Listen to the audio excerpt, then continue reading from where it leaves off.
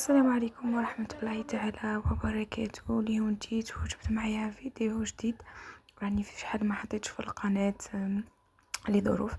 الأهم مهم جبت لكم وصفة تاع البريوش، يجي فريمون خفيف ويقطع كمية كبيرة وما راح تندموا على هاد الوصفة.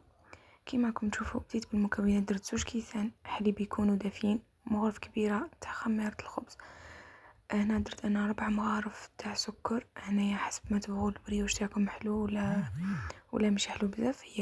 هي في الاصل البريوش ما يجيش حلو بزاف، دونك درت 4 مغارف في هاد الكميه، جاتني مليحه. زدت حبه تاع بيض، 4 كاس تاع زيت ولافاني وقشور تاع الليمون، ونخلط مليح.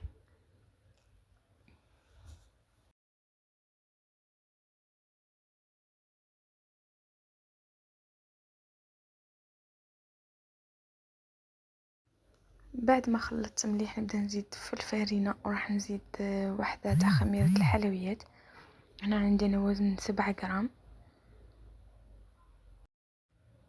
كما راكم تشوفوني نخلط غير بالفوي، ومن بعد نستعمل يدي. راح تكون العجينه تتلاصق بزاف، باش يجيكم البريوش خفيف لازم العجينه تكون تتلاصق وتعطوها وقتها في الخمر تخمر مليح.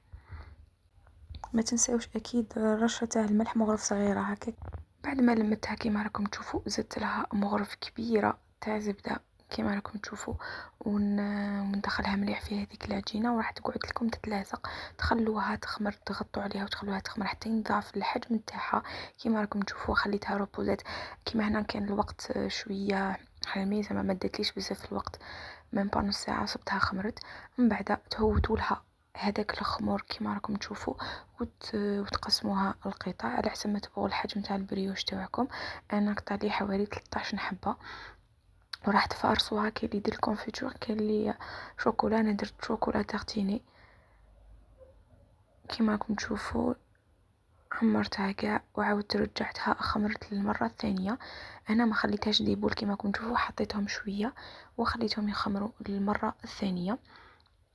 بعد ما خمروا كما راكم تشوفون نجيب حبه تاع بيض، زدت لها شويه تاع قهوه باش يروح لي هذيك الريحه تاع البيض، ودهنتهم كاع مليح. والتزيين اكيد يقعد لكم تخلوهم هكا ولا.